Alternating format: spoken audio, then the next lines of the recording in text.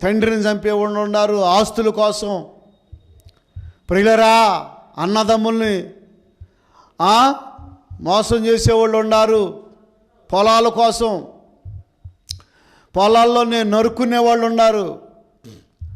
ఏమండి, డబ్బు శాశ్వతం కాదు, పొలాలు శాశ్వతం కాదు, ఆస్తులు శాశ్వతం కాదు, కట్నాలు శాశ్వతం కాదు, లాంఛాలు శాశ్వతం కాదు, వడ్డీ వ్యాపారము శాశ్వతము కాదు.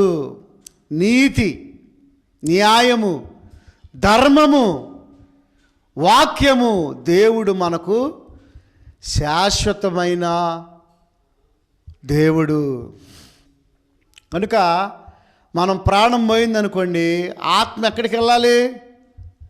పరలోకం వెళ్ళాలి. ఎవరి పేరైనను జీవగ్రంథమందు కనబడని ఎడల వాడు అగ్నిగుండములో పడవేయబడు.